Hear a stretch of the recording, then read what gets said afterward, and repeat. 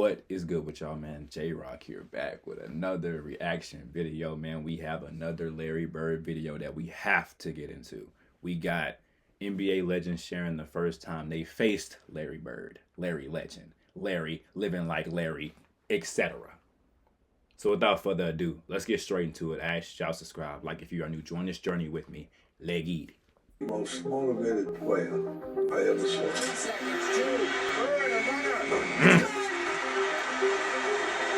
He was one of the biggest trash talkers ever. I heard.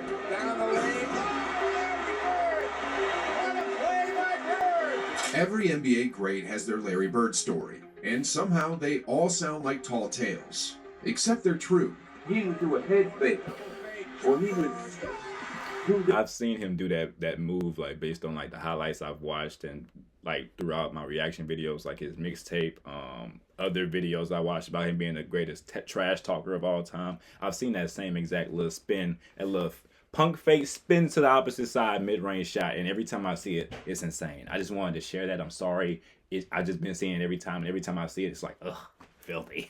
filthy. All right, let's get back into it. A great has their Larry Bird story, and somehow they all sound like tall tales. Except they're true. he would do a head fake, or he would do this, and the guy would turn, and he would just fake the crap out of the guy. Facing Larry Bird for the first time was like being handed a crash course in humility. Before you could process what was happening, Larry had already told you how he was going to score, done it, and then made you feel bad about it. I heard, man. He hears and looked at me, he was like, damn, I didn't mean to leave nothing on the clock. This was Larry's world, and if you weren't ready, well, he'd make sure you knew it. Let's dive into the wildest stories NBA legends have about their first time facing the man, the myth, Larry Bird. Let's do it. Starting us off is Byron Scott. His introduction to Larry Bird was like stepping into a basketball masterclass on psychological warfare. His story is one of those moments that sounds like a myth, but is 100% real. The way he explained it is funny. In the last play, he says to James Worthy, he says, "You guys don't have to worry about it. I'm gonna go right over that corner." He said, "They're gonna set a screen for me. We're taking the ball out." He said, "I'm gonna curl right over," and he's telling us to play. He's telling us to play the whole play. He said, "I'm gonna go right over to that corner and I'm gonna catch it, and I'm gonna shoot it, and I'm gonna tie the game or win the game, whatever the case may be." They take the ball out, and I think it was either Danny or DJ, the late great DJ. Yeah. Take the ball out, man curl right to the corner, caught the shot, boy. Shot a three. It's like, are you effing kidding me? I remember this story. That's my Larry Bird story. That's the thing about Larry. He didn't just beat you. He made sure you knew he was going to beat you before he did it. Ain't that crazy though? Dominique Wilkins, who learned very quickly that ain't that crazy though? Like for a person to tell you how they gonna beat you and beat you the exact way they told you that they was gonna beat you. Like, cause it's like you can say it up here, but to actually go about it the exact way you had it up here, that's doggish. Yeah, that's doggish. Yeah, that's legendary. Larry Bird wasn't about to give you a warm welcome to the league. It was shocking, and I'm a rookie, and I go up against, we small forwards because guys guarded each other back in the era. Yeah. You couldn't duck each other. And so I go shake his hand, and he put both hands behind his back. And I'm saying, okay, he getting his head ready to play. And first play of the game, he says, "I don't know where they got you guarding me, Holmes." And he shoots a three. I was pissed. I said, I wasn't mad at him. Oh, bro, but it's because it's like I'm kind of like putting myself in a situation to where if I was playing Larry Bird, like how would he be? Like, and I just know how unserious I am. He'll definitely throw me off my game. Larry would definitely throw me off my game just based on the stuff that he would say. And it's not like he's just saying it like out of anger, but he having a normal conversation with you, telling you how he about to just do you. And it's like, bro, what are you on? The three. But this bitch just called me Holmes. And so it's set up for a really interesting game. I remember one time I came down and I dunked it on him. He laying on the ground. He fouled me, and I'm pointing. Yeah. Oh. And he said, "Hey, Rook." I said, "What?" He said, "What?" He said, "I like you. You got, he said, you got balls, but still gonna get 30 on your ass. You know, he got about 38, but I had to pay my dues. I wasn't upset about that because you know, back then, you know, as a rookie, you know, you got to pay your dues. Yeah. Simple as that. For Wilkins, it was about paying his dues. Because back then, going up against Larry Bird was a rite of passage.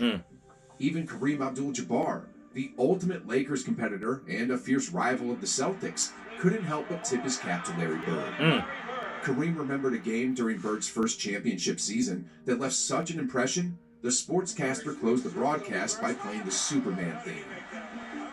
I remember the game he played against the Lakers the first year that the Celtics won the World Championship with him on the team, and he was ridiculous. I remember our sportscaster played the Superman theme when he was talking about him that night after the game. Yeah. Because he did everything: points, rebounds, assists, just steals, you name it. Larry has such a great mind for the game. Yeah. And you know, a great touch. I had a lot of respect for him as a competitor. That's Kareem, one of the greatest to ever do it, giving Larry his flowers. And if Kareem's story shows respect, Shawn Kemp's is all about survival. Because Larry didn't just compete, he hunted. Kemp I was still fresh in the league when he got his first taste of Larry Bird's genius. Spoiler alert, it wasn't pretty. Who was the first person to bust your ass? Man, I'm gonna keep this real with y'all, man. My ass got busted real early, man. I came into the league, man. I was playing. You know how some of them vets, man, they play you to the T, man. I got played down in Boston one night. We was playing Boston Celtics. So the great Larry Bird. I didn't really know much about. You know, I'm from Indiana. Larry's from Indiana. I knew about the history of Larry, but I didn't realize how he really got down. Yeah. When we got to, I bet he figured out quick. That morning, I knew something wasn't right. I saw X-Man, and he was limping around the court a little bit like he was sore. I figured he'd be all right, you know. Xavier McDaniel. Yeah. I figured he'd be all right by the time. I go to the game on the early bus. I get there. They come out on the court. They say, "Hey, Shawn, you starting tonight against Larry." And I was like, okay. I'm all for it, though, you know. So the X-Man, he didn't play. He had a sore knee. But my point to you is this: Larry gave me 50 3/4. Oh wow! There's the white. I don't know why. Like, but after that brother like said that, like my eyes instantly start like watering, bro. My eyes instantly started watering, bro, when he said, I think I heard him say that in another video that Larry gave him 50 like in 3/4. Boy, it's like my eyes wanted to just tear up because it's like, man, you had a long night. You had a long night, pal. Flag right now. Bird on the 20-year-old Kemp. Shot. Follow it. Oh, he's got 40. Crazy. He was hitting everything. And he talked to me the whole entire Yep, game. I remember this. Yep. What did he say? Talked to him the whole 50. Well, Yep. First of all, he asked me to jump ball. He said, "You got the broke all my records in high school, right?" And I was like, "Yeah, that's me." He goes, "Yeah, you the one that used to talk to my brother too, right? Eddie." And I was like, "Yeah, that's me." He said, "I got you tonight." So every shot he was calling, at the defensive end, he would tell me, he'd be like, "When I get down to the other end, I'm going to pump face you, get a hand warm on you, look at you, go off the glass." That's how cold Larry was. That's the whole play, too. Patrick Ewing, on the other hand, grew up hearing about Larry Bird's supposed limitations. People in Boston would talk about how Larry couldn't jump and how he wasn't the most athletic player on the court. But once Ewing actually faced him, he realized those rumors were a joke. Different story. Bird, little up fake. That's going to count for foul. What a shot.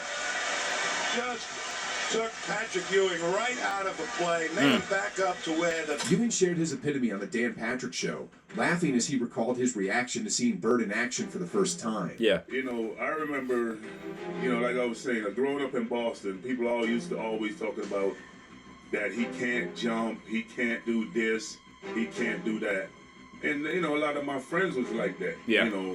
So, I got to the league. I called all my friends back up. I said, all that trash that you were talking, you need to squash all that. This man is great. Yeah.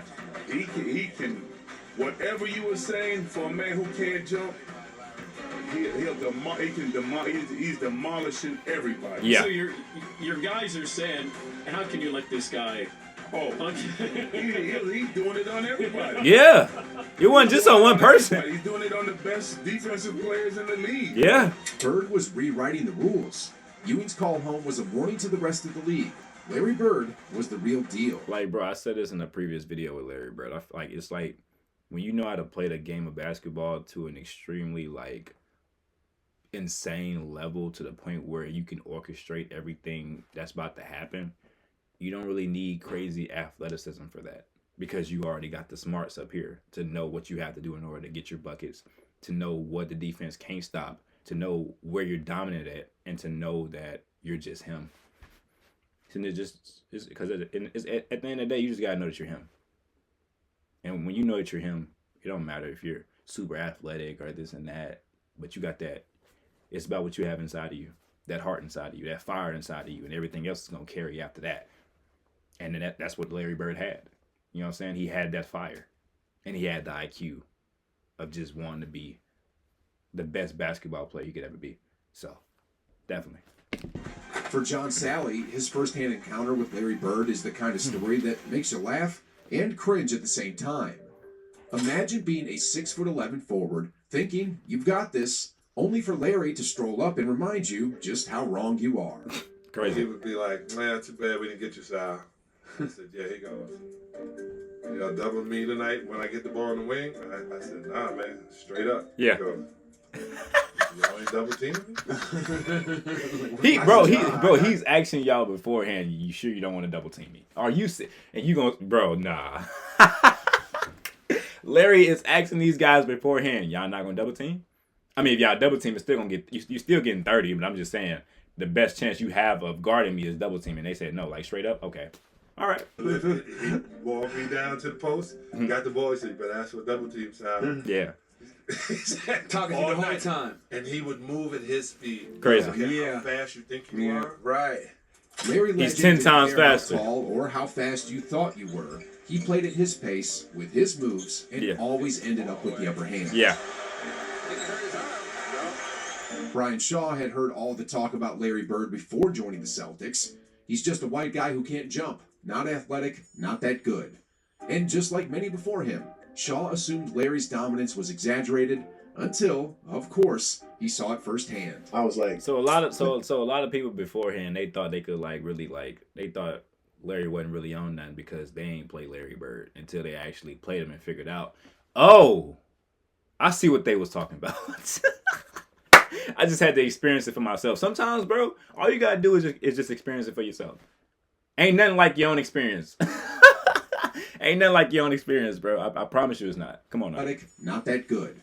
And just like many before him, Shaw assumed Larry's dominance was exaggerated until, of course, he saw it firsthand. Yeah. I was like, man, they letting this white boy who can't jump, who's not athletic, kill him like that. He ain't that damn good until I got there. Yeah. And I remember one of the first practices, he told me and Reggie Lewis, he said, I want to play you guys 1-on-2. up to 7, right? And so, like, come on, man. Wait. He's like, the only catch is I get... Whoa. Run it back a little bit. I just want to make sure I'm getting the context right. Practices, he told me and Reggie Lewis, he said, I want to play you guys 1-on-2. up to 7, right? And so, like, come on, man. He's like, the only catch is I get the ball first. Okay. So... me and Reggie look at each other, we like, yeah, all right, man, whatever. So the next thing you know, it's 6-0. Yeah. Right? We ain't even touched the ball yet. He gets his first 6 shots. Yeah. So when it got to be 6-0 and we go into 7. That's why he was so cool with being double team or just being single coverage. That's why he was cool with that. Because he been just going crazy on brothers 2-on-1 and just still winning. Are you freaking... Nah, this is about to really get me... Woo, boy, ain't nothing like knowing the context of things. Ain't nothing like knowing the context of things. That's why he was cool with old boy when he asked him, y'all gonna double team me or y'all gonna single coverage? Either way, you still getting 30. Either way, you still about to get worked. Oh, Larry. Oh, Larry, boy, Larry. Larry. So the next thing you know, it's 6-0. Yeah. Right? We ain't even touched the ball yet. He gets his first 6 shots. Yeah. So when it got to be 6-0 and we go into 7, we like, because it would be like one of us would guard him and the other one would be ready to try to get the rebound. Yeah. So we like, fuck that. We double teamed him. He finally missed. We got the ball. And then we just kind of played keep away from him. We end up coming back and winning 7-6. Yeah. And I was like, I thought y'all got one of my early experiences. I thought he beat y'all. Like, okay. All right. He got a little bit more than what I thought he had. Then when we started playing, he was cooking everybody, but talking shit and telling them about it. And if there's one thing Larry Bird couldn't stand, it was being disrespected. Oh my gosh. Especially when it came to who was guarding him. Isaiah Thomas learned this the hard way and shared the hilarious story on the All the Smoke podcast. Let's do it. Now, our back line at one time was Kelly Tripucka, Bill Lambier, Ken Benson. 3 white dudes. 2 of them I ain't ever heard of. All right. So we walk out on the court. Yeah. And he said, "Who guarding me?" And I said, "Well, hey, you know, we both from Indiana. We talking stuff. Me and his mom had a close relationship in college. Yeah. His mom would write me like notes. Was even write me notes like when I was in the pros, like, you know, good luck, everything else, right? So Larry used to always call me Cheesy, right? He's like, Cheesy, who guarded me? And I was like, you know, I got Kelly, I got Lamb, I got Benson. He's like, you ain't got no brothers? He's like you. Oh man. He's like you. Disrespecting me. When I first heard that, I lost my mind. When I first heard this story, I heard this specific story in a different video. When I first heard this, I lost my mind. Larry looking for the bro. He wanted to cook the brothers, dog. You know what I'm saying? He wanted to cook the brothers. He's like, man, I heard all the people you said, but what the brothers at? What the brothers at, man? Put the brothers on me, dog. Come on. Yeah, that's exactly what he said. He said, crazy. Hey, man, you can't put no white dude on me. Come on, dog. That is straight disrespect. Come on, dog. Right? He said, don't put no white dude on me. That's Reggie crazy. Miller also found himself on the wrong side of Larry Bird's sharp tongue during a tense late-game moment. In his book, I Love Being the Enemy, Reggie tells the story of how, as a rookie, he thought he could rattle Larry at the free throw line. Big mistake. Reggie, trying to disrupt Larry's focus, starts talking trash. But Bird doesn't just ignore him. He locked eyes with Reggie and delivered a cold, calculated response. Yeah. Rook, I am the best shooter in the league. In the league, understand? And you're up here trying to tell me something? And with that, Larry sank the first free throw like it was a layup in practice. Still staring Reggie down, he stepped back up, drained the second shot, and walked away without a word. Wow. But for Nolan Richardson, his introduction to Larry didn't come from a highlight reel or a big NBA moment.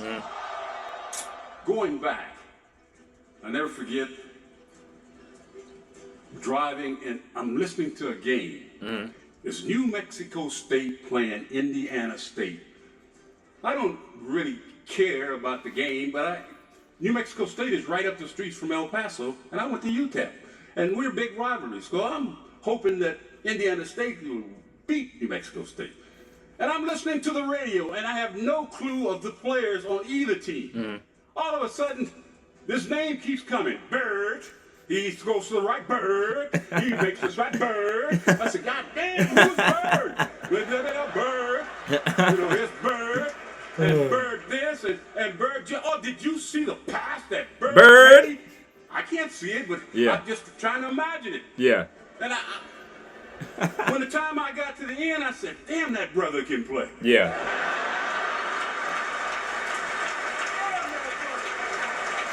Bro, but it's like when you look at Larry Bird, like initially, bro, you wouldn't think the brother you wouldn't think he talked trash. He seemed like a nice guy. He seemed like a very nice guy, bruh. It was just a totally different story when y'all was on that court, though, huh? Totally different story, huh? That's just, looks can be deceiving when on the court. I tell you that. And Larry Bird, he proved that, no cap. But overall, he seems like a great guy. I don't really know much about him besides him being a basketball player, but he seems like a great guy, maybe off the court. Okay? Hey, I'm going to tell you something. When I got the newspaper the next morning and saw Larry's picture, Yeah. I said, damn.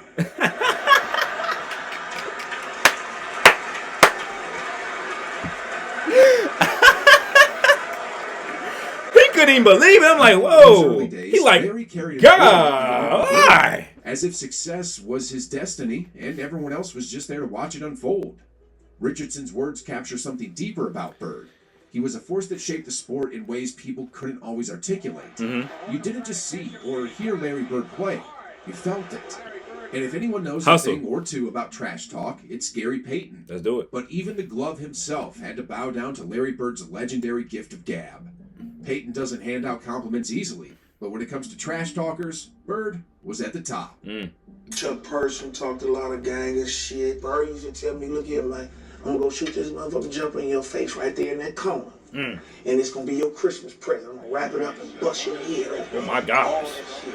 He was the coldest dude I ever seen with that shit, man. Everybody be talking about these greats, and we always mentioning him. He was the shit.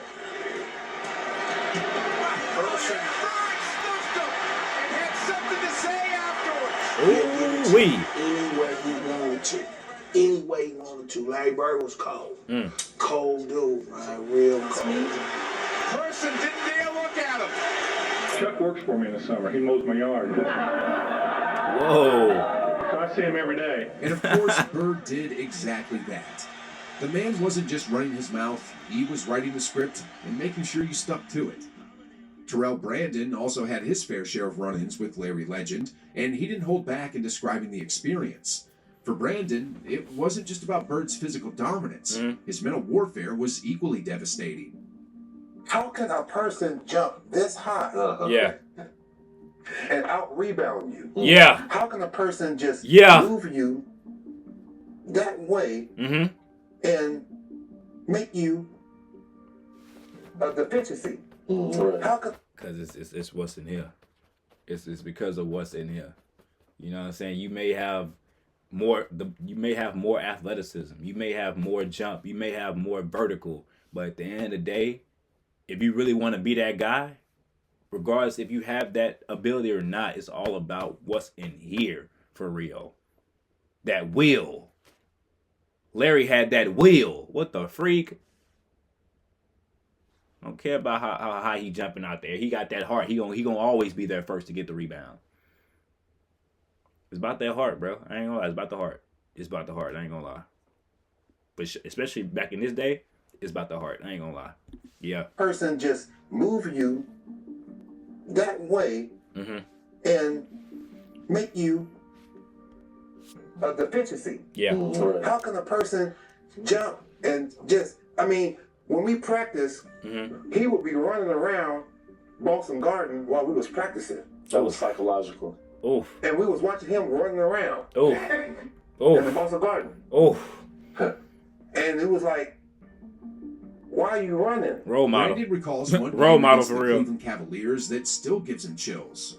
Bird was on fire, hitting shots so precisely it was almost unfair. Shot.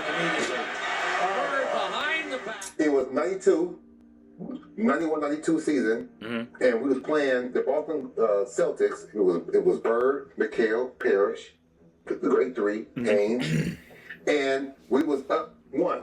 Okay. Okay. He said, "Who's guarding me?" As we come out of timeout. Yeah. Now remember, I'm a rookie because Price is out because he hurt. Yeah. He says, "Who's guarding me?"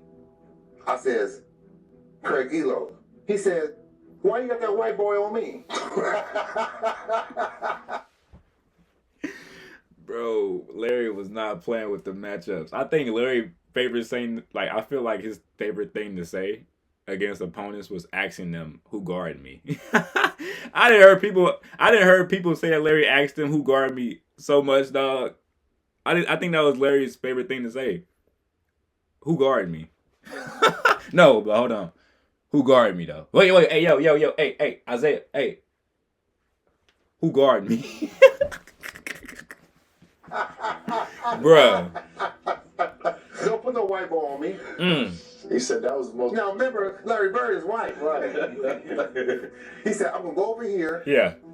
And I'm gonna get in the corner. Dennis Johnson gonna pass it to me, and I'm gonna hit The last time it's over. Wow. Come on, man. So I'm like, I told Joe Wood, I said, hey man, listen, the ball's going to Larry Bird. Everybody knows the ball's going to Larry Bird. And you still can't stop it. Just do whatever you can. Craig. Gerald, just cover him. Right? Yeah. All Bird did was go like this. See, it's leverage. It's not how strong you are sometimes. It's leverage. Yeah. Yeah. He said, now look how hard that is. Yeah. Now somebody strong will go, yeah. Right? Right. Yeah. Right. You see how your demeanor went? Yeah. That's all I need, TB. Right. Another space against the ball. Yeah. And you know his fingers was all bro. He did his jump shot. He did his jump shot. All his Kevin Kill, all them Randy Whitman, all of them were jumping on, right? Yeah. He was getting them off of like this. He walked off and said, legend. And then there's That's the time crazy. college star Rodney Rogers thought it'd be a good idea to trash talk Bird. Mm. Big mistake. As Jamal Mashburn recalls, Bird didn't just respond, he turned it into an event. When we got an invitation, it was 8 of us. It was myself, Bobby Hurley, Allen Houston, Chris Webber, Rodney Rogers, Eric Montrose. Shout out Rodney Rogers, man. Shout out OG. Yeah. And Grant Hill was on that squad. Mm. So we get to La Jolla, San Diego, and we check into the Marriott. We go up to our floor, and we're walking in the corridor, and we see this tall white guy coming down the hall. And I'm like, damn, that looked like Larry Bird. Yeah. So Larry Bird coming down the hallway, me and Chris Webber, and Larry Bird, you don't realize how big Larry Bird is until you stand at the post. Right, right.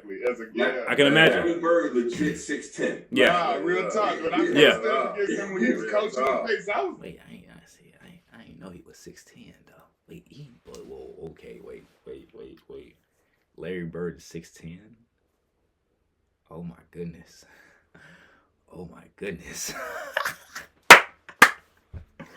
He's 6'10" and was doing all. Okay, now I see why they compare him to Kevin Durant. I see what's going on. I didn't know he was 6'10". I thought he was at like 6'8", like 6. I don't want to say 6'7" because boy, 6'7" has taken over this generation so far. But I didn't know Larry was like 6'10". Oh man, that's even more crazier. Now, see, I'm realizing, okay, it's making sense. It's making even more sense than what it made before. I get it, but it's like, wow, Larry, you was that insane at 6'10"? Moving that, bro, that's tough. I was like, damn. So he walked by us and he says, y'all those college guys? And we was like, yeah, we the college guys. And he looked at us and he said, get some fucking rest. It's going to be a long week. And walked off. And we was like, what the hell? What y'all got us into? Yeah, I'm like, okay. All right, Larry. You know, we like, all right, what's All right, Larry. I wanted to say what's up, and he just gave me like He like, nah, y'all be ready for this week though. So the next morning, we get up and we go to practice. Mm-hmm. And Roy Williams is our coach. But we only got 8. So we like, well, how are we practicing? And what are we practicing for? So we spent, I want to say, an hour doing the 3-man weave. Yeah. And I'm like, what's going on here? Then they bus us to another location where the dream team is practicing. Mm. And these about 400 people standing outside waiting for the dream team to come out. Yeah. They take us up to a top floor and the dream team is practicing. They're finishing up their practice. Mm-hmm. And then they say, all right, get loose and stretch out. We're like, okay, we playing? Yeah. Like, yeah, we're going to play next. Okay. So we get out the gates. Like the first 15 minutes, we kicking their ass. Mm. we running them all out. Bobby Hurley in the lane, killing John Stockton. Oh. So they stopped the game and turned off the score. I think we were up like 72, 66 or something, 64 or something like that. Yeah. They just stopped the game. So we like, all right, was this halftime or some shit? Yeah. They like, nah, the press coming in. Okay. So I'm like, oh wow. So that's when the thing came out that Chuck Daly let us win. Because they were like, they didn't want to hold a complete game because they knew it was going to be downhill from there. Because we were trying to prove that we could represent the country. Yeah. So we lit their ass up, and then something happened. We're sitting there, and we get back to the hotel. Rodney Rogers says something. Okay, I didn't see. I was laughing because I thought they was about to run it back. Like I thought they was about to run the game back while the press was in there, and then they was about to just go do the reverse on the college players. I thought that was about to happen. I was about to lose my freaking mind. I ain't gonna lie. I thought they was just warming up for that little game, and they was losing and stuff like that. It was cool. And then when the press came in, they was gonna lock in and just be the dream team for real. I ain't gonna lie. I thought that would have been crazy. I ain't gonna lie. That would have been crazy right there. It's a group of them. It's Larry Bird, Magic Johnson, and everybody's shooting the shit. And Rodney Rogers said, "Hey Larry, you ain't hit a jumper since '84." Magic heard that shit. Oh my God. And we ain't think none of it. The next day we came. Wait, whoa. Run it back. The jumper since '84. Magic heard that shit. And we ain't think none of it. The next day we came in. And I never seen this. And this one I was like, this is a different breed. Yeah. Magic Johnson fed Larry Bird the ball probably about 8 times in a row down court. Yeah. Larry Bird got the ball on Rodney Rogers, and every time he was about to make a move, he told him what he was going to do. One dribble, pull up, going left, off glass. One dribble, going right, spin, shot. Bucket. He scored 9 times or 8 times in a row, left the court to go lay down because he couldn't sit on the bench. He had to lay down because of his back. That's why you don't poke the bear. No, that's why you don't poke the freaking bear, the freak. You don't tell Larry Bird he hadn't made a shot since '84. Why you don't tell him that? You don't tell him that. I mean, but you know now. I mean, but I'm just saying you don't tell Larry Bird that. He said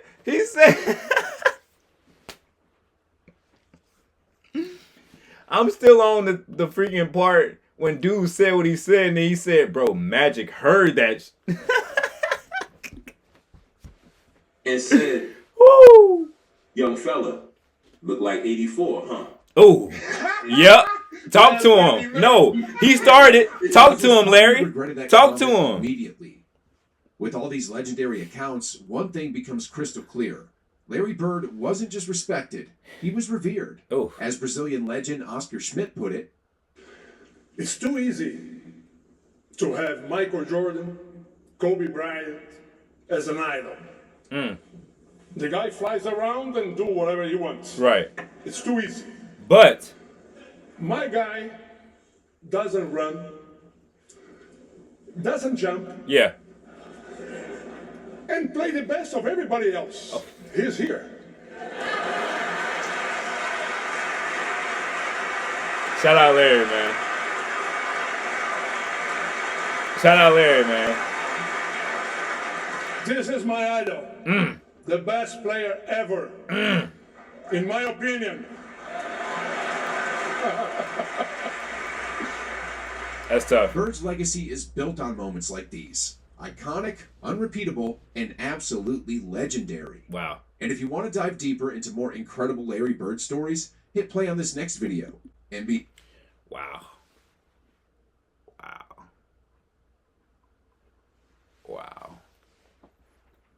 Oh, bro.